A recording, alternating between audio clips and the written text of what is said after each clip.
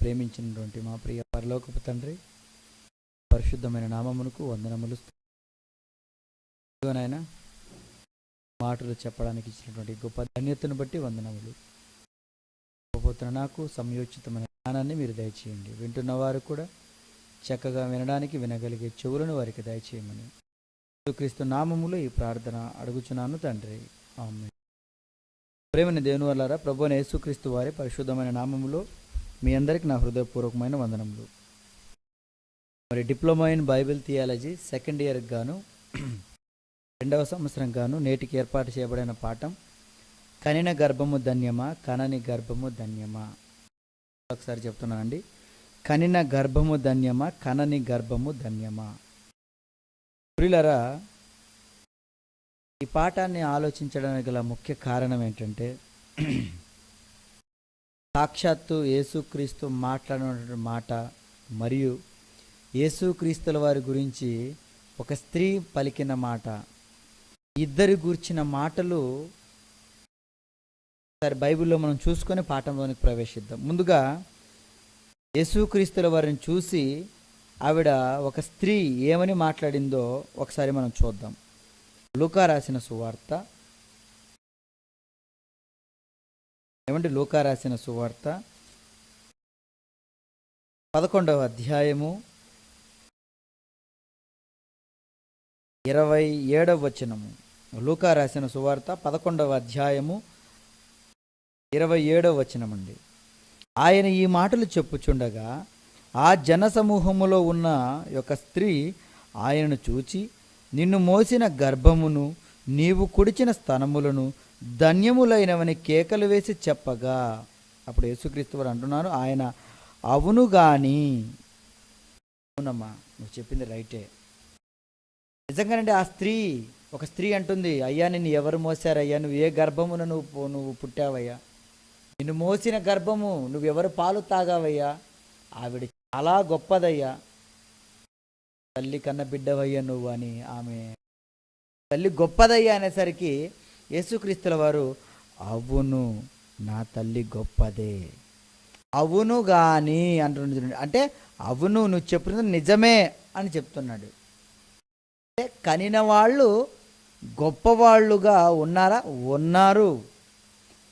అలాగే యేసుక్రీస్తు వారు మాట్లాడుతూ లూకా రాసిన సువార్తలో 23వ అధ్యాయము, లూకా రాసిన సువార్త 23వ అధ్యాయము 27వ వచనము. 27వ వచనము. గొప్ప జనసమూహమును ఆయనను గూర్చి రొమ్ము కొట్టుకొనుచు దుఃఖించుచున్న చాలామంది స్త్రీలను ఆయనను వెంబడించిరి. యేసు వారి వైపు తిరిగి, యెరూషలేము కుమార్తెలారా, నా నిమిత్తం ఏడవకుడి, మీ నిమిత్తమును మీ పిల్లల నిమిత్తమును ఏడువుడి. ఇదిగో గొడ్రాండ్రను కనని గర్భములను పాలియని స్తనములను ధన్యములైనవని చెప్పు దినములు వచ్చుచున్నవి. ఏమంటే ఆ స్త్రీ మాట్లాడింది, కనిన మీ అమ్మ గొప్పది, మీ అమ్మ ధన్యురాలు అని చెప్పింది. ఇప్పుడు యేసుక్రీస్తుల వారు మాట్లాడుతున్నాడు. ఏమని మాట్లాడుతున్నాడండి? ఇదిగో గొడ్రాండ్రులను కనని గర్భములను పాలియని స్తనములను ధన్యములైనవి. అంటే కనని వాళ్ళ గర్భము ధన్యము అని చెప్తున్నాడు. వీళ్ళారా, మొదటిగా యేసును గూర్చిన ఆవిడ అంటే కనిన గర్భము ధన్యము అని చెప్పింది. ఆ యేసుక్రీస్తుల వరకు అవును అన్నాడు. మరి ఇప్పుడు యేసుక్రీస్తుల వారు ఏమంటున్నాడంటే, కనని గర్భము కూడా ధన్యమని చెప్పు దినములు వచ్చుచున్నవి అంటున్నాడు. ఇంతకు వచ్చాయా? ఇంతకీ కనిన గర్భము ధన్యమా, కనని గర్భము ధన్యమా? ఆలోచిద్దాం పాఠంలో. ప్రియులారా, యేసుక్రీస్తుల వారు ఈ మాటలు చెబుతుంటే నిజంగా ఆయన మాట్లాడిన మాట 100కి 100 పాళ్ళు నిజం. ఎందుకంటే ఆకాశమును భూమియు సమస్తమును ఒకవేళ గతించిపోతుందేమో, కానీ నా నోట నుండి వచ్చే మాటలు ఏమాత్రము గతింపవు అన్నాడు ఆయన. ఒక సొల్లునైనను ఒక పొల్లైనను తప్పిపోదు అన్నాడు. అలాంటి యేసుక్రీస్తుల వారి నోటంటే వచ్చిన మాట ఏమంటే కనని వాళ్ళు వాళ్ళ గర్భము ధన్యము అని. అది ఎలా ధన్యం అవుతుందో మనం తెలుసుకుందాం. ముందుగా ప్రియులారా, గర్భఫలాన్ని మనము ఎవరి వలన పొందుచున్నాము దీన్ని మనం తెలుసుకోవాలి. అసలు కనిన గర్భము అని మరి మాట్లాడుతున్నారు కదా. ఇంతకీ గర్భము లేక పిల్లలు ఎవరి వలన మనకు కలుగుతున్నారు దీన్ని మనం తెలుసుకుంటే ఆటోమేటిక్గా మనకు పాఠంలోకి వెళ్ళి మనం ఆలోచించడానికి వీలుగా ఉంటుంది. కీర్తనలు రాసిన గ్రంథము కీర్తనలు 127వ కీర్తన 127వ కీర్తన 3వ వచనం అండి. 127వ కీర్తన 3వ వచనం, గర్భఫలము ఆయన ఇచ్చు బహుమానమే. ఏమంటే గర్భఫలము దేవుడే ఇస్తున్నాడు, అంటే పిల్లల్ని దేవుడే ఇస్తున్నాడు. దేవుడు ఇవ్వకపోతే ఎవ్వరు కూడా ఇవ్వలేరు. మీకు అర్థమవుతుందా? దేవుడే పిల్లల్ని ఇస్తున్నాడు, దేవుడు ఇవ్వలేకపోతే ఎవ్వరి వలన ఇవ్వడానికి చేత కాదు. యాకోబు గారికి వివాహమైంది, ఏమంటే రాహేలుని పెళ్లి చేసుకున్నాడు. చరిత్రలోకి మనం వెళితే రాహేలుకు పాపం చాలా కాలమైనా కూడా పిల్లలు కాలేదు. పిల్లలు కాకపోయేసరికి ఆవిడ భర్త దగ్గరకు వచ్చి ఆవిడ అంటున్న మాటలను మనం ఒకసారి జ్ఞాపకం చేసుకుందామండి. ఏమంటే రాహేలు అంటున్నటువంటి మాటలను మనం ఒకసారి జ్ఞాపకం చేసుకుందాం. ఆదికాండము 30వ అధ్యాయము, ఏమంటే ఆదికాండము 30వ అధ్యాయము 1వ వచనం నుంచి చదువుకుందాం. ఆదికాండము 30వ అధ్యాయము 1వ వచనం నుంచి, రాహేలు తాను యాకోబునకు పిల్లలు కనకపోవుట చూచి తన అక్క యందు అసూయపడి యాకోబుతో మాట్లాడుతుంది. యాకోబుతో, నాకు గర్భఫలమిమ్ము, లేని ఎడల నేను చచ్చెదనెను. ఏమండి, రాహేల్ గారు యాకోబు గారి దగ్గరికి వచ్చి, నాకు పిల్లలు లేరు, వాళ్ళ అక్కకు మాత్రం పిల్లలు అయిపోయారట. అక్క ఏంది అసూయపడి యాకోబు దగ్గరికి వచ్చి, నువ్వు పిల్లలు ఇస్తావా, నేను చచ్చిపోమ్మంటావా అంటుంది. వెంటనే యాకోబు గారు ఒక అద్భుతమైన మాట మాట్లాడుతారు చూడండి. యాకోబు కోపము రాహేలు మీద రగులు కొనగా అతడు, నేను నీకు గర్భఫలం నీయకపోయినా దేవునికి ప్రతిగా ఉన్నానా అనెను.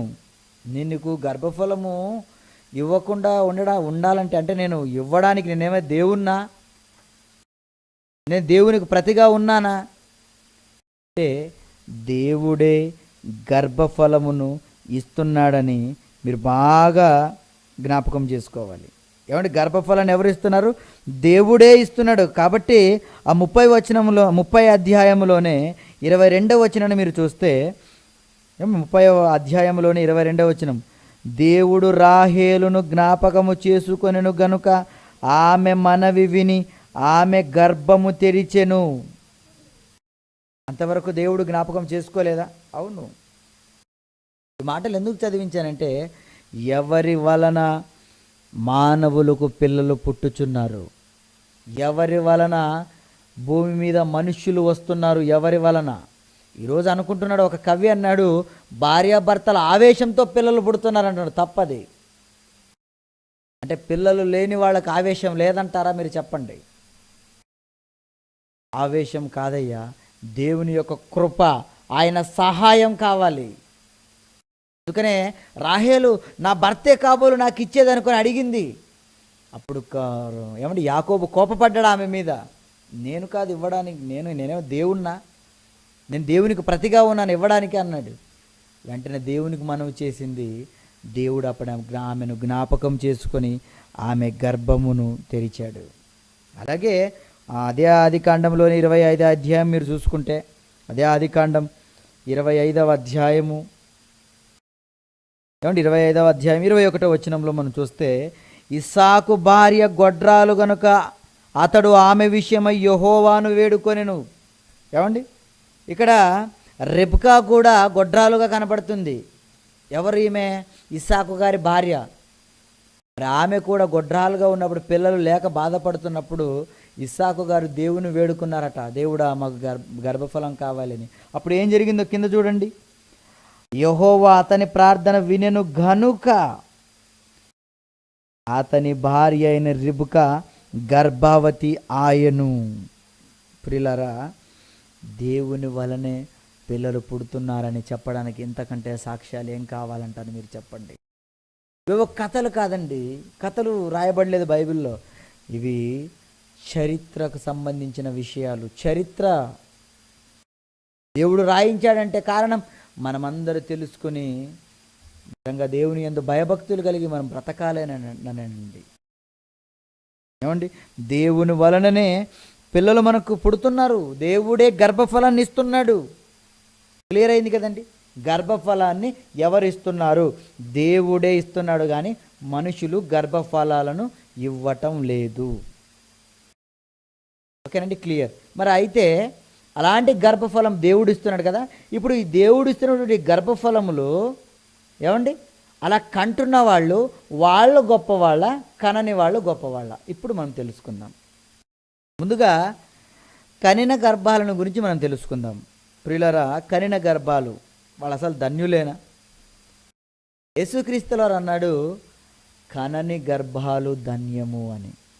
యేసుక్రీస్తుల మాటలు అదే కదండి. ఇదిగో పాలియని స్తనములను, ఏమండి, ఇదిగో గొడ్రాండ్రలను ధన్యములని చెప్పు దినములు వచ్చుచున్నామన్నాడు. వచ్చేసాయి ఆల్రెడీ. ఎలాగంటారా? ఏమండి, దేవుడు గర్భఫలం ఇస్తున్నాడు. ఎందుకు ఇస్తున్నాడో తెలుసుకుంటున్నారా? దేవుడు అవయవ నిర్మాణం, ఇదిగో తల్లి గర్భములో చక్కగా అవయవ నిర్మాణం చేస్తున్నాడు కదా. అవయవ నిర్మాణం దేవుడు ఎందుకు చేస్తున్నాడు, ఎందుకు పిల్లలు పుడుతున్నారని ఎవరైనా అర్థం చేసుకుంటున్నారా? ఆయన గర్భము ధన్యమా అని అంటే ఎలా ధన్యమని చెప్పగలము చెప్పండి? కొంతమంది జీవితాలు చూపిస్తానండి. ఆవిడ ఒక అతల్య. ఆవిడ గురించి బైబిల్లో ఏమని వ్రాయబడిందో ఒకసారి బైబిల్లో చూద్దాం. 2వ దినవృత్తాంతముల గ్రంథము, ఏమండి, దినవృత్తాంతంలో 2వ గ్రంథము 22వ అధ్యాయము, 2వ దినవృత్తాంతముల గ్రంథము 22వ అధ్యాయము, ఏమండి, 3వ వచనం 2 నుంచి కూడా చదువుదామండి. ఆహాజ్య ఏలన ఆరంభించినప్పుడు 42 ఏండ్ల వాడ యెరూషలేములో 1 సంవత్సరం ఏలెను. అతని తల్లి ఒమ్రి కుమార్తె, ఆమె పేరు అతల్య. దుర్మార్గముగా ప్రవర్తించుటకు అతని తల్లి అతనికి నేర్పుచూ వచ్చెను. కనుక అతడును ఆహాబు సంతతి వారి మార్గముల యందు నడిచెను. ఏమండి, దుర్మార్గముగా ప్రవర్తించటం ఆమె అతని కొడుకుకి నేర్పిందటండి. అలాంటి బాధాకరమైన విషయం చూడండి. దేవుడు గర్భఫలం ఇచ్చాడంటే కన్నది మరి ఆవిడ ధన్యమేనా? ఏమి ధన్యం మీరు చెప్పండి? ఎలా పెంచింది చెప్పండి కొడుకును? దుర్మార్గంగా ప్రవర్తించడానికి, దుర్మార్గంగా బ్రతకడానికని నీ కొడుకు ఇచ్చాడు దేవుడు. అలా పెంచడానికని నీ కొడుకు ఇచ్చాడు. ఆలోచించండి, దేవుడు పిల్లల్ని ఎందుకు ఇస్తున్నాడో. నువ్వు నీకు ఇష్టం వచ్చినట్లు నీ కలలు నెరవేర్చడం కోసము, నీ ఆశలు, ఇదిగో నాలో చాలామంది అంటుంటారండి, నా కలను నా కొడుకులో నేను నెరవేర్చాలనుకుంటున్నారు. ఏం కల అయ్యా అది? నేను లాయర్ కాలేదు, నేను డాక్టర్ కాలేదు, నేను ఇంజనీర్ కాలేదు, నా కొడుకును అలా పెంచుతాను. అలా పెంచడానికైనా దేవుడు నీకు ఇచ్చింది. అలా పెంచితే నీ గర్భం ధన్యం అవ్వదు. నీకు అర్థమవుతుందా? అలా పెంచితే మీ గర్భం ధన్యం అవ్వదు.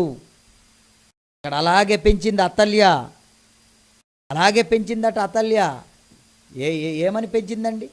దుర్మార్గంగాన. అంటే ఆవిడలో ఉన్న ఆశలు చూడండి ఎలా ఉన్నాయి. మొత్తానికి రాజ్యం అంతా మా యొక్క స్థితిలోనే, మా యొక్క ఆధీనంలోనే ఉండాలి. ఎవరైనా కానీ మా మాటే వినాలి. ఒరే బాబు, నువ్వు ఎవరి మాట వినలేరు, వాళ్ళని అందరినీ వేసేయరా పర్లేదు. అలా పెంచిందా? ఆలోచించండి ఒక్కసారి. దుర్మార్గం అంటే ఏంటండి? కనికరము లేక, ఏమండి, ఇష్టానుసారంగా బ్రతకడమే కదండి.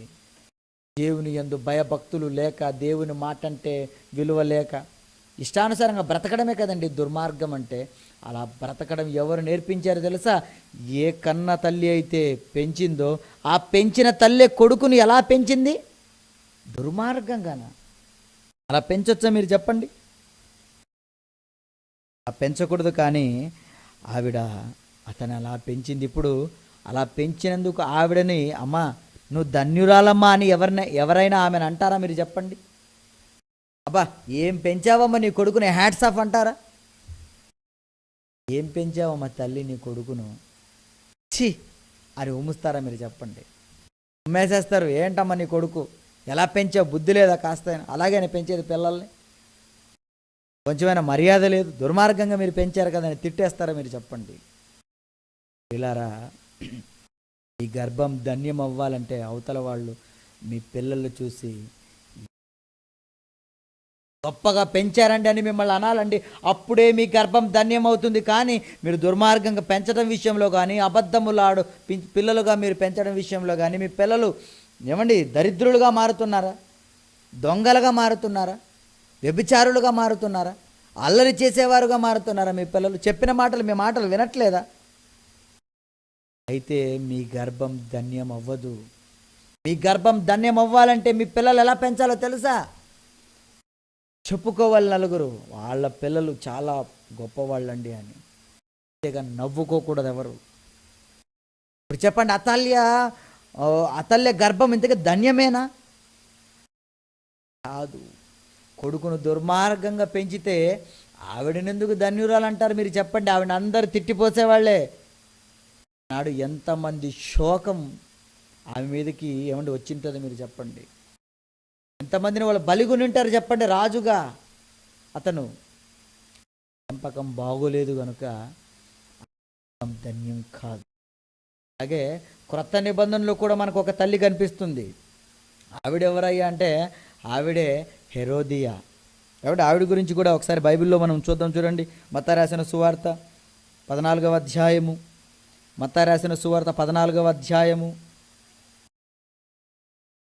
ఏమండి, మత్తయి రాసిన సువార్త 14వ అధ్యాయము 2వ వచనం నుంచి కూడా మీకు మొత్తము 11వ వచనం వరకు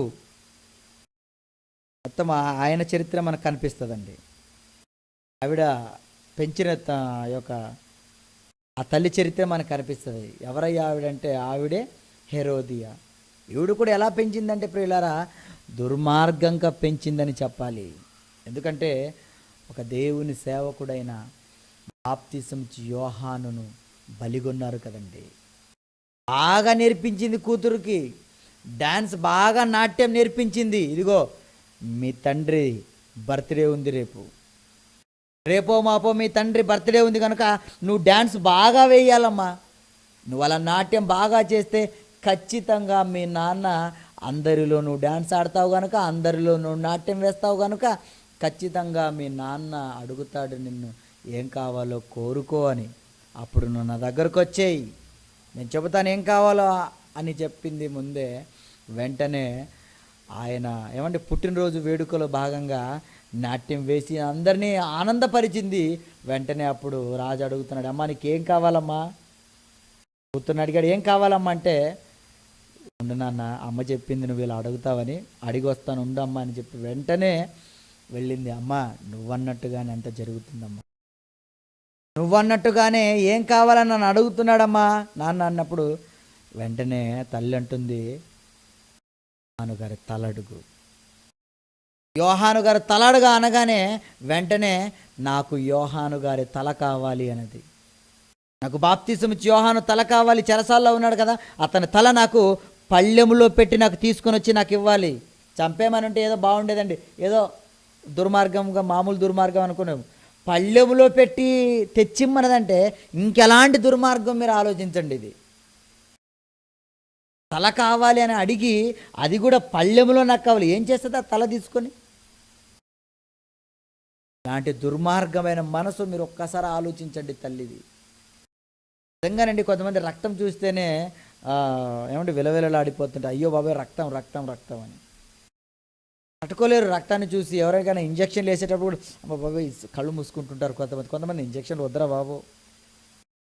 అలాంటి సున్నితమైన మనసు కలిగిన వాళ్ళు మనం ఉంటాం. కానీ చూడండి, ఆనాడు చూడండి ఆవిడని ఎలా పెంచిందో హెరోదియా. తల కావాలనేసరికి ప్లేట్లో పెట్టి తల తెచ్చిస్తే తలని తీసుకొని పోయేటప్పుడు భయపడాలా మీరు చెప్పండి? మనం సూదికే భయపడతాం, అంతేనా? చనిపోయిన వాళ్ళ శవాలు వస్తుంటేనే చూడలేక చాలామంది భయపడుతుంటామండి. బాబోయ్ చనిపోయారా, అయితే శవాలు చూడడానికి భయం. అలాంటిది ఒక తల, మొండెము లేనటువంటి తల ప్లేట్లో పెట్టినప్పుడు, రక్తంతో కూడినది ఏమండి ఆ తల ప్లేట్లో పెట్టించినప్పుడు పట్టుకుని వెళ్ళి వాళ్ళ తల్లికి ఇచ్చింది. మీరు చెప్పండి ఎలాంటి మనస్తత్వం, చెప్పండి ఎలా పెంచింది కూతురుని ఒక్కసారి ఆలోచించండి. పక్కం బాగుందంటారా? బాగోలేదు పెంపకం, బాగోలేదు. ఇప్పుడు ఆమె గర్భం ధన్యం అంటారా మీరు చెప్పండి? ఆమెను ఇప్పుడు ధన్యురాలు అని చెప్పొచ్చా మీరు చెప్పండి? ఎక్కడ ధన్యురాలండి?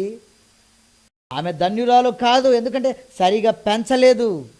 ఆమె కాదండి, ఎంతమంది ఉన్నారు ఈరోజు భూమి మీద, మీరు లెక్కలు కట్టుకోండి మీరే. బాగున్నారు ఈరోజు పిల్లలు, బాలేరు, చెడిపోతున్నారు. మగవాళ్ళు చెడిపోతున్నారు, ఆడవాళ్ళు చెడిపోతున్నారు. తాగుబోతులుగా, తిరుగుబోతులుగా, ఇష్టానుసారంగా రౌడీలుగా మారిపోతున్నారు. రేపులు చేసేస్తున్నారు. ఏమంటే అత్యాచారాలు ఎన్ని జరుగుతున్నాయి మీరు చెప్పండి? హత్యలు, దొంగతనాలు. వీళ్ళు ఇలా మారడానికి ఎవరు కారణం అంటారు చెప్పండి? తల్లిదండ్రులు కాదా? స్కూల్లో పిల్లాడు తప్పు చేస్తే ఆ స్కూల్లో సరిగా పాఠం చెప్పలేని టీచర్ది అంటారే. అలాంటిది మీ కొడుకులు, మీ కూతుర్లు తప్పుడు త్రోవ పడుతున్నారంటే దానికి కారణం మీరు కాదంటారా మీరు చెప్పండి? ఖచ్చితంగా తల్లిదండ్రులే బాధ్యత వహించాలి. వాళ్ళు తప్పు చేస్తున్నారంటే మీరే దానికి కారకులు. ఎందుకంటే మీరు సరిగా పెంచలేదు వాళ్ళని. పబ్బులని, క్లబ్బులని, వారికి ఇష్టానుసారంగా సెల్ ఫోన్లని ఏమండి విచ్చలవిడికి ఇడిచిపెట్టేశారు వాళ్ళని ఈరోజు పిల్లల్ని. అందుకనే చూడండి, ఈరోజు ఆడవాళ్ళలో కూడా నేరాలు చేసేవాళ్ళు లేకపోలేదు. రీసెంట్గా ఒక ఆవిడ న్యూస్లో ఏమండి చంపించేసిందట భర్తని, ప్రియుడు ఆమె కలిసి చంపించిందట. మరి నేరం వాళ్ళ మీదకి రాకూడదని ఏం చేసిందట? ఏమండి భర్తకుండే ఫేసు ప్రియుడికి సర్జరీ చేయించిందట. ఎంత విచిత్రమో చూడండి, ఎలాంటి టాలెంట్ ఉందో చూడండి ఆవిడలో. నిజంగానండి ఇవన్నీ ఆలోచిస్తుంటే ఎలా ఉందండి సమాజంలో, అలా ఉంది మీ పెంపకం. ఇలాంటి మీ పెంపకాన్ని దేవుడు ధన్యం అవ్వాలా? మీ పెంపకాన్ని దేవుడు ధన్యమనాలా? మీ గర్భమును ధన్యమనాలా? మిమ్మల్ని దేవుడు దీవించాలా? మీరు చెప్పండి. ఎప్పుడండి మిమ్మల్ని దేవుడు దీవిస్తాడు? ఎప్పుడు మిమ్మల్ని మీరు గొప్పవాళ్ళు అంటారో తెలుసా? మీరు మీ పిల్లల్ని దేవుని యందు భయభక్తులలో పెంచినప్పుడు. అన్నది ఆవిడ, ఒక స్త్రీ యేసుక్రీస్తుల వారిని చూసి, ఎవరయ్యా మీ తల్లి? ఒకసారి ఆవిడ ఏమంటుందో మళ్ళీ ఒకసారి మనం జ్ఞాపకం చేసుకుందాం ఆవిడను. లూకా రాసిన సువార్త 11వ అధ్యాయము, లూకా రాసిన సువార్త 11వ అధ్యాయము ఏమండి 27వ వచనం.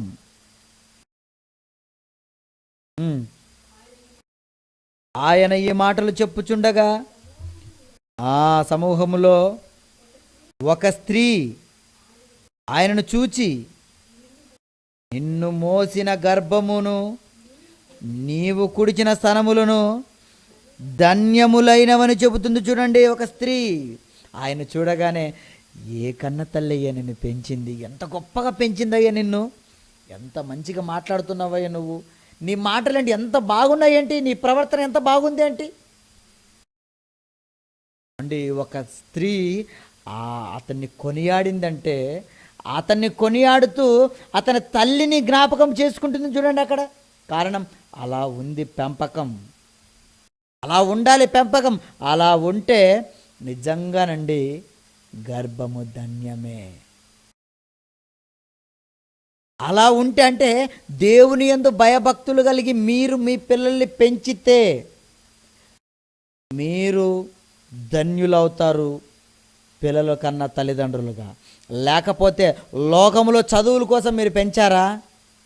లోకంలో ఈ దయ్యాల జ్ఞానం నేర్పడానికి మీ పిల్లలు పెంచారా?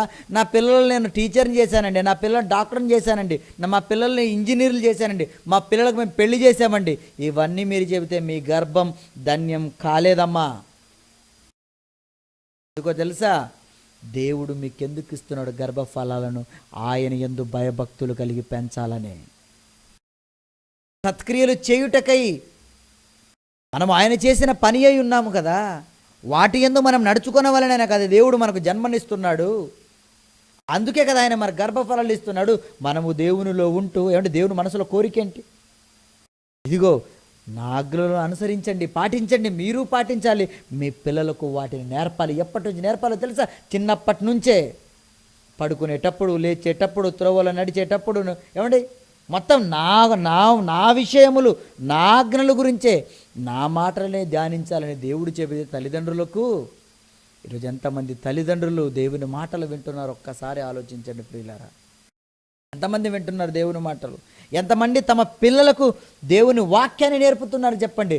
అలా నేర్పలేదంటే మీ గర్భం ధన్యం అవ్వదు. మీ గర్భం ధన్యం అవ్వదు. మరి ఎవరి గర్భం ధన్యం అవుతుందో తెలుసా? యేసుక్రీస్తుల వారు పలికిన మాటలు. ఏంటి పలికాడు యేసుక్రీస్తుల వారు? మళ్ళొకసారి మనం చూద్దాం. యేసుక్రీస్తుల వారు పలికిన మాటలు ఏమండి? లూకా రాసిన సువార్త 23వ అధ్యాయము, లూకా రాసిన సువార్త 23వ అధ్యాయము 27వ వచనం అండి. లూకా రాసిన సువార్త 23వ అధ్యాయం 27వ వచనము. గొప్ప జన సమూహము ఆయనను గూర్చి రొమ్ము కొట్టుకొనుచు దుఃఖించుచున్న చాలామంది స్త్రీలను ఆయన వెంబడించారు. చాలామంది ఏడుస్తూ ఆయన వెంట వస్తున్నారు. ఏ బాబోయ్, యేసుక్రీస్తులను సిలువేసేస్తున్నారు, ఆయనకి ఎంత శ్రమ వచ్చి పడిందండి అని. అప్పుడు నా నిమిత్తం ఏడవకుడి, మీ నిమిత్తం, మీ పిల్లల నిమిత్తం ఏడువుడి అన్నాడు. ఎందుకు ఏడవండి అన్నాడు తెలుసా? మీరు ధన్యములు కాలేకపోతున్నారమ్మా, ఏడవండి. మీరు మీకంటే పిల్లలు లేని వాళ్ళే నయం, ఏడవండి. మీరు ఏమండి? మీకంటే పిల్లలు లేని వాళ్ళే నయం, మీరు ఏడవండి అన్నాడు ఆయన. మీకు అర్థమవుతుందా? ఎందుకు ఏడవమంటున్నాడు వాళ్ళని? నా కోసం ఏడవకండి, మీరు మీ కొరకు, మీ పిల్లల కొరకు ఏడవాలి మీరు. ఎందుకంటే మీ పిల్లలు దేవుళ్ళు మీరు పెంచలేదమ్మా, మీ గర్భం ధన్యం కాలేదమ్మా. కానీ ఎవరు ధన్యులు తెలుసా? ఏమిటి అప్పుడే ఎందుకు చెప్పాలి ఈ మాట? ఆలోచించాలి మీరు. ఏడుస్తున్న వాళ్ళని చూసి మీ కొరకు, మీ పిల్లల కొరకు ఏడవండని చెప్పిన యేసు అప్పుడే ఈ మాట ఎందుకు చెప్పాలి? గొడ్రాళ్ళ గురించి ఎందుకు అక్కడ ప్రస్తావిస్తున్నాడు చూడండి. ఇదిగో గొడ్రాండ్రును కనని గర్భములను పాలియని స్తనములను ధన్యములైనవని ఏమంటే చెప్పు దినములు వచ్చుచున్నవి అంటున్నాడు. సరే ఆలోచించండి ప్రియులారా. ఎందుకంటే యేసుక్రీస్తులు వారు పలుకుతున్నట్టు దానికి అర్థం ఏంటంటే ప్రియులారా, అక్కడ ఉన్న వాళ్ళందరూ ధన్యములు అయినవి కావు. ఇదిగో అక్కడ ఉన్న వాళ్ళందరూ పిల్లలు కలిగిన వాళ్ళు ఉన్నారా? అమ్మా, మీరు ధన్యములు కాదమ్మా, మీకంటే పిల్లలు లేని వాళ్ళే నయం. ఎందుకు ఈ మాట చెప్తున్నాడు తెలుసా? అక్కడ వచ్చిన వాళ్ళు ఎవరిలో ఏమంటే దేవుని కోసం పెంచిన వాళ్ళు లేరా? మీ పిల్లల కోసం ఏడవండి, మీరు అలా పెంచలేదు, ఏడవండి, తొందరగా ఏడవండి, పెంచండి అలా అంటున్నాడండి. పెంచాలి. పిల్లరా, మనం ఆలోచిస్తున్నాం ఏంటో తెలుసా? కనని గర్భం ఎలా ధన్యం అవుతుందండి? కనని గర్భం ధన్యం అంటే ధన్యం కాలేదు. కారణం నువ్వు దేవుని కోసం పెంచలేదు కనుక నువ్వు కన్నా కూడా నీ గర్భం ధన్యం కాలేదు. మరి కనని గర్భం ధన్యమా? కనని గర్భం ధన్యమా? ధన్యము అంటున్నాడు యేసుక్రీస్తుల వారు. ఎలాగంటారా? కన్నాకేమండి కనని వాళ్ళు ఎలా ధన్యులు అవుతారండి అంటారా? అంటే ప్రియులారా, మీరు కని దేవుని కోసం పెంచలేదంటే, మీరు పెంచలేదంటే మీరు నరకానికి వెళ్ళిపోతారు. మీతో పాటు మీ పిల్లలు కూడా నరకానికి తీసుకొని వెళ్ళిపోతారు. కనని వాళ్ళు ఉన్నారు చూశారు, ఒకటే పోతారు. ఒక్క మాటలో చెప్పాలంటే వాళ్ళు మారితే, వాళ్ళు బ్రతికితే లోకానికి వెళతారండి వాళ్ళు. అందుకని యేసుక్రీస్తులో రమ్మ మీరు ఏదో మేము పిల్లలు కనిగిన వాళ్ళు గొప్పోళ్ళమని మీరు అనుకునేరు. అంతేగాని చాలామంది పిల్లలు అయిన వాళ్ళు ఏమనుకుంటారు మీరు చెప్పండి? పిల్లలు కాని వాళ్ళని చాలా ఏమండి విరోధంగా చూస్తుంటారు. వాళ్ళు ఎవరో శపించబడిన వాళ్ళుగా చూస్తుంటారు వాళ్ళని. వాళ్ళకెందుకు పిల్లలు కాదు, వీళ్ళకెందుకు పిల్లలు కాలేదు, మాకు అయ్యారు కాబట్టి మేము ధన్యులం అనుకుంటారు. అలా అనుకోకండి. యేసుక్రీస్తులో ఏమంటున్నారో తెలుసా? కనని మీరే ధన్యులమ్మా.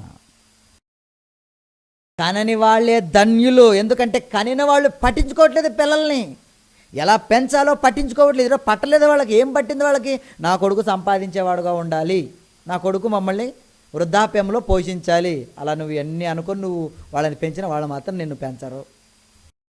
ఎందుకంటే వాళ్ళకి నువ్వు వాళ్ళ జీవిత పరమార్థం నువ్వు చెప్పలేదు వాళ్ళకి.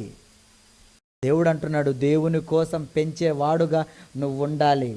అప్పుడు నీ గర్భం ధన్యమవుతుంది. లేకపోతే కనని గర్భమే ధన్యము. కనని గర్భము కూడా ఎప్పుడు ధన్యమవుతుందో తెలుసా? ఏమంటే కనని గర్భము కూడా ఎలా ధన్యమవుతుందో తెలుసా? యేసుక్రీస్తుల వారు ఏమంటే ఈ మాటలు చెప్పాడంటే ఆయన ఏదో ఊరకనే చెప్పాడు. ఆయన నోటలో మాట వచ్చిందంటే అది 100% ఖచ్చితంగా నిజం. నిజమండి. ఈరోజు పిల్లలు లేని వాళ్ళే పని లేదని చెప్పచ్చు వాళ్ళకి. దేవునిలో ఏమంటే పెంచడం పని ఈరోజు పెద్ద పనే అనుకోవచ్చు మీరు. ఎంత పెద్ద పనో పిల్లలు ఉన్న వాళ్ళు అడగండి, చెబుతారు మీకు. దేవునిలో వాళ్ళని పెంచాలంటే ఎంత తిప్పలు పడాలో పిల్లలు ఉన్న వాళ్ళు మీరు అడగండి, నిజమండి. కానీ పిల్లలు లేని వాళ్ళకి ఏమి లేదండి, హ్యాపీగా వాళ్ళు దేవునిలో ఉంటూ ఇంకా అవసరమైతే కొంతమందిని వాళ్ళ దారిలో అంటే దేవునిలో నడిపించటం, అంటే సువార్త ద్వారా కనడం మరీ మంచిది. అదే అంటాడు కొరింథీయులకు రాసిన పత్రికలో.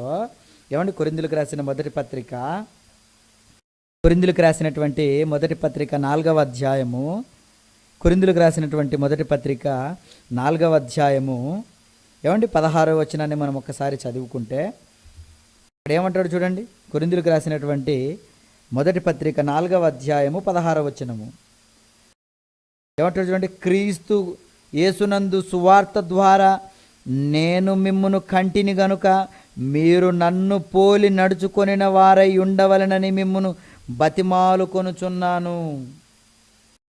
ఏమండి, పౌలు గారు మాట్లాడుతున్నాడు. ఇదిగో క్రీస్తు యేసునందు నేను మిమ్మల్ని సువార్త ద్వారా కన్నాను. వెళ్ళలేరని బాధపడకండి. వాళ్ళు కన్నా దేవుని కోసం పెంచలేకపోతే వాళ్ళు వేస్ట్. కానీ మీ గర్భము ధన్యములు అవ్వాలంటే మీరు ఒక పని చేయవలసి ఉంది. ఏంటో తెలుసా? పిల్లలేరని బాధపడొద్దండి. వార్త ద్వారా మీరు పిల్లల్లో కనవచ్చు. దేవుని వాక్యం చెప్పి ఏమండి మీరు తద్వారా పిల్లలు సంపాదించుకోవచ్చు. అదే చేశాడు ఇక్కడ పౌలు గారు. ఏమంటే పౌలు గారికి పెళ్లి కాలేదు, మరి ఇక్కడ నేను ఏమంటే కన్నాను అంటాడేంటి? నేను కంటిని మిమ్మును, నేను మిమ్మును కంటిని అంటున్నాడేంటి? ఆయన కన్నాడా? వాళ్ళ తల్లిదండ్రి కనింటారు కదా, మరి నేను కన్నాను అంటాడేంటి? పెళ్లి కానీ అయినా సువార్త ద్వారా కన్నాడు. ఇలా సువార్త ద్వారా నువ్వు పిల్లల్ని ఏమండి దేవుని మార్గంలో పెంచగలిగితే, దేవుని మార్గంలో నువ్వు పెట్టగలిగితే ప్రియులారా, మీరు కూడా మీ గర్భము కూడా ధన్యమవుతుందంటే మీరు కూడా ధన్యులవుతారు. మీరు గొప్పవాళ్ళు అవుతారు. వాళ్ళకంటే మీరు గొప్పవాళ్ళు అవుతారు. ఇదే విషయాన్ని యేసుక్రీస్తుల వారు చెబుతున్నారు అన్నాడు. ఇదిగోనమ్మా, పిల్లలు ఉన్నవాళ్ళు మీరే గొప్పవాళ్ళమని మీరు అనుకుంటున్నారు కదా, కానీ ఒక కాలం వస్తుంది, ఆ కాలంలో గొడ్రాండ్రులను, పాలివ్వని స్థలములను ధన్యములయ్యే దినములు వస్తాయమ్మా, వచ్చేసాయమ్మా. అక్కడ పౌలు కాలానికే వచ్చేసింది ఆ కాలం. అందుకని పౌలు గారు అంటారు నేను కన్నాను అంటాడు చూడండి. ఆయన గలతీయులకు రాసిన పత్రిక 4వ అధ్యాయము, గలతీయులకు రాసిన పత్రిక 4వ అధ్యాయము 19వ వచనం ఏమండి. గలతీయులకు రాసిన పత్రిక 4వ అధ్యాయము 19వ వచనం చూడండి.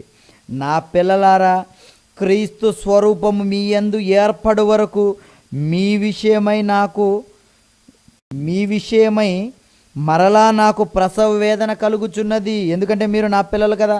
అందుకనే నా పిల్లలారా, సువార్తలో నేను మిమ్మల్ని కన్నాను కదా, సువార్త ద్వారా నేను మిమ్మల్ని కన్నాను కదా. మీరు ఎలా పెరగాలో తెలుసా?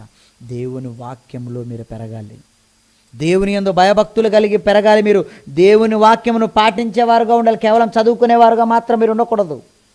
కేవలం గొప్ప గొప్ప ప్రసంగాలు చేసేవారుగా మాత్రం మీరు ఉండకూడదు. పాటించేవారుగా మీరు ఉండాలి, ప్రసంగాలు చేయడం కాదు. ఏమండి, భక్తి మార్గములు నడిచేవారుగా మీరు ఉండాలి. దేవుని ఇష్ట ప్రకారంగా మీ జీవితంలో మీరు నడిచేవారుగా ఉండాలి. మాట వరసగా ఏదో మాట్లాడడం కాదు, జీవించాలి మీరు.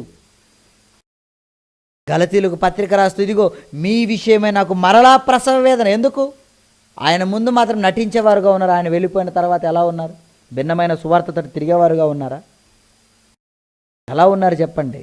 మరలా నాకు ప్రసవ వేదన, నేను మిమ్మల్ని బాగా దేవుని యందు భయభక్తులు కలిగి పెంచుతున్నాను కదా, మళ్ళీ ఎందుకు మీరు తప్పిపోతున్నారు అని వాళ్ళ కోసం ఆలోచిస్తూ, వాళ్ళ కోసం ఆరాటపడుతూ ఈ మాటలు చెబుతున్నాడు. ఎంత బాధపడుతున్నాడు. ప్రసవ వేదన అండి. ఎవరండి ప్రసవ వేదన పడేది? ప్రసవ వేదన పిల్లలకు అనేటప్పుడు ప్రసవ వేదన పడతారు, అంతే కదండి. ఒరే నిన్ను మోసాను, కన్నాను, ఆ నొప్పులు భరించాను రా, ఆ నొప్పుల ముందు నువ్వు మాకు ఎన్ని చేసినా తక్కువేరా అని తల్లి అంటుంది కొడుకులతో, అంతే కదండి. తల్లితో ఏమండి, తల్లి కొడుకుతో అంటుంది నేను మోసాను రా, కన్నాను రా, ఆ నొప్పులు ఎంత నొప్పులు తెలుసా, వాటిని ఎందుకు భరించానో తెలుసా, నువ్వు రావాలనేరా. ఇక్కడ పౌలు గారు కూడా అదే మాటను ప్రయోగిస్తున్నాడు చూడండి. అంటే నువ్వు శారీరకంగా కనడమే కాదు, ఆత్మీయంగా నువ్వు కనవచ్చని మనకి ఈ మాటల్లో మనకు అర్థమవుతుంది. ఆత్మీయంగా కూడా నువ్వు కనడానికి చాలా ప్రయాసపడాలి. అది నువ్వు శారీరకంగా పిల్లలు కన్న విధంగా నువ్వు కంటావా? అది ఒక విధంగా అయితే, ఇది దానికంటే ఎక్కువగా ప్రసవ వేదన ఎలాగైతే స్త్రీ పడుతుందో అలాంటి వేదన నువ్వు ఒక వ్యక్తిని క్రీస్తులోనికి నడిపించడానికి అంత ప్రసవ వేదన పడితే నీకు కూడా, నీ గర్భము కూడా ధన్యమవుతుంది. నువ్వు ధన్యుడవుతావు. పిల్లలు ఉన్నవాళ్ళు ధన్యులు కాదు, వాళ్ళు దేవుని కోసం పెంచితేనే వాళ్ళు ధన్యులు. మరి నువ్వు పిల్లలు లేకపోయినా ధన్యుడవే. అది ఎలాగో తెలుసా? దేవుని మాటల్లో నువ్వు చెప్పి కొంతమందినైనా నీ పిల్లలుగా మార్చుకునేటప్పుడు. ఓకేనండి. ఇంకొక మాట చూడండి. అందుకని యేసుక్రీస్తుల వారు ఎలాంటి బంధాన్ని కోరుకుంటున్నాడో మత్తయి రాసిన సువార్త, మత్తయి రాసిన సువార్త 12వ అధ్యాయము, మత్తయి రాసిన సువార్త 12వ అధ్యాయము 46వ వచనం నుంచి అండి, 46 నుంచి 50 వరకు. ఆయన జన సమూహములతో ఇంకా మాట్లాడుచుండగా ఇదిగో ఆయన తల్లియు ఆయన సహోదరులు ఆయనతో మాట్లాడగోరుచు వెలుపల నిలిచి ఉండిరి. అప్పుడొకడు, ఇదిగో నీ తల్లియు నీ సహోదరులు నీతో మాట్లాడవలనని వెలుపల నిలిచి ఉన్నారని ఆయనతో చెప్పెను. అందుకు ఆయన తనతో ఈ సంగతి చెప్పిన వారిని చూచి, నా తల్లి ఎవరు, నా సహోదరులు ఎవరని చెప్పి తన శిష్యుల వైపు చేయి చాపి, ఇదిగో నా తల్లియు నా సహోదరులను, పరలోకమందున్న నా తండ్రి చిత్తము చొప్పున చేయువాడే నా సహోదరుడు నా సహోదరియు అని చెప్పాడు. ఎవరండి? యేసుక్రీస్తుల వారు వాళ్ళ సంబంధికులు వచ్చినప్పుడు, ఇదిగోనయ్యా మీ తల్లి మీ సహోదరుడు అంటే, వీళ్ళు కాదు నా తల్లి నా సహోదరులు. ఎవరైతే దేవుని చిత్త ప్రకారంగా బ్రతుకుతారో వారే నా తల్లి వారే నా సహోదరుడు అన్నారంటే వాళ్ళే నిజమైన కన్నవాళ్ళండి. నా తల్లి వాళ్ళే, నా తోడ పుట్టినవాడు వాడే, నా అన్న అతనే అని నువ్వు ఎవరిని అనాలో తెలుసా? మీ అమ్మని మీ నాన్ననే కాదు, నీకు నిజమైన బంధువులు ఎవరైనా ఉన్నారా అంటే వాళ్ళే వాక్యములో నిన్ను పెంచేవాళ్ళు. అదిగో వాళ్ళని నువ్వు వాక్యం ద్వారా కనాలి. నీకు అర్థమవుతుందా? నువ్వు కన్నావా వాక్యంలో? శారీరకంగా కన్నా నువ్వు దేవుని కోసం పెంచలేకపోతే నీ గర్భం ధన్యం కాదమ్మా. నువ్వు నరకానికి వెళతావు, నీతో పాటు నీ పిల్లల్ని నరకానికి తీసుకొని వెళ్ళిపోతావు. ఈరోజు ప్రపంచంలో దాదాపు అదే స్థితి అండి. పిల్లలు ఉన్న వాళ్ళందరూ అదే స్థితి. వాళ్ళు గొప్పలు ఏంటంటే మాకు పిల్లలు పుట్టారండి, మాకు పిల్లలు పుట్టారంటే సంబరపడమే తప్ప ఏం సంబరం చెప్పండి. కొన్నాళ్ళు 3 నాళ్ళ ముచ్చటగా మీరు నరకానికి మీ పిల్లలు నరకానికి, డౌటే లేదో రాసేసుకోండి. దేవుని కొరకు పెంచకపోతే మీరు లోక విద్యల కోసం లోక చదువుల కోసం ఎన్ని లక్షలు పెట్టి చదివించినా మీరు గొప్పవారు కాలేరు. ఉద్యోగం సంపాదించడం చావడా? చచ్చి వెళ్ళిపోవాల్సిందే. మీరు వెళ్ళిపోతారు, మీ పిల్లలు వెళ్ళిపోతారు, ఇద్దరు వెళ్ళి నరకంలో బాధపడతారు అంతే. పిల్లలు లేకపోయినా కూడా మీరు దేవుని పనిలో ఉంటూ కొంతమందినైనా మీరు కనాలి. ఆత్మీయంగా దేవుని వాక్యంతో మీరు కంటే ఇదిగో మీరు పరలోకానికి వెళతారు, మీ పిల్లలుగా వాళ్ళు కూడా పిలువబడతారు. అందుకని పౌలు గారు నేను కన్నాను వీళ్ళని అంటాడు, నా పిల్లలారా అంటాడు, నేను నిన్ను కనిగి ఉన్నాను అంటాడు, నా నిజమైన కుమారుడు అంటాడు. కనుక పిల్లలు, ఈ మాటలన్నిటిని బట్టి మనం ఆలోచించవలది ఏంటంటే కనిన గర్భము ధన్యం అంటే ధన్యమే. ఎప్పుడు కనిన గర్భం ధన్యమవుతుంది? కనిన గర్భం ఎప్పుడు ధన్యమవుతుందంటే కన్న పిల్లలను దేవుని కోసం పెంచినప్పుడు కనిన గర్భం ధన్యమవుతుంది. మరి కనని గర్భం ధన్యమా అంటే అది ధన్యమే. ఎప్పుడు? నువ్వు కనకపోయినా పిల్లలు దేవునిలో పెంచనప్పుడు నీ గర్భం కూడా ధన్యమేనమ్మా. కనుక కనిన గర్భము ధన్యమా, కనిని గర్భము ధన్యమా? ఈ పాట మీకు అర్థమైంది నమ్ముతూ ప్రార్థన చేసుకుందాం. కళ్ళు మూసుకుందాం. మమ్మల్ని మిక్కిలిగా ప్రేమించినటువంటి మా ప్రియ పరలోకపు తండ్రి, మీ ఉన్నతమైన మీ ఘనమైన నామానికి వందనాలు, స్తోత్రాలు. ఇదిగోనయ్యా మీ మాటలు ఎంతో గొప్పవి. కనిన గర్భము ధన్యమా, కనని గర్భము ధన్యమా అని చదువుకున్నాం, నేర్చుకున్నాం నాయన. కనిన గర్భం ధన్యం కావాలంటే కనిన పిల్లలను దేవునిలో పెంచాలి. అలా పెంచితేనే వాళ్ళు ధన్యులు అవుతారు, లేకపోతే వాళ్ళు ధన్యులు అవ్వరు నాయన.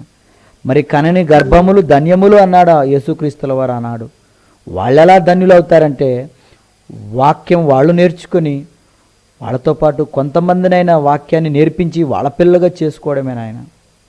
అలా వాక్యంతో కన్నప్పుడు వాళ్ళు కూడా ధన్యములు అవుతారని మీరు అన్నారు. ఇంత గొప్ప మాటలు మాకు నేర్పినందుకై మీకు వందనములు, స్తోత్రములు. ఇగో నన్ను నేర్చుకున్న మాటలు మేము నేర్చుకున్నట్టుగా కాక వాటిని అనుసరించి బ్రతకడానికి గల సహాయమును దయచేయమని ఈ మాటలు చెప్పడానికి అవకాశం ఇచ్చిన అన్న ఫ్యామిలీని జ్ఞాపకం చేసుకోమని, ఇంతటి జ్ఞానానికి మమ్మల్ని వారసులుగా చేసినటువంటి ఆత్మీయ తండ్రి గారిని జ్ఞాపకం చేసుకోమని యేసుక్రీస్తు నామములో ఈ ప్రార్థన అడుగుచున్నాను తండ్రి. ఆమేన్.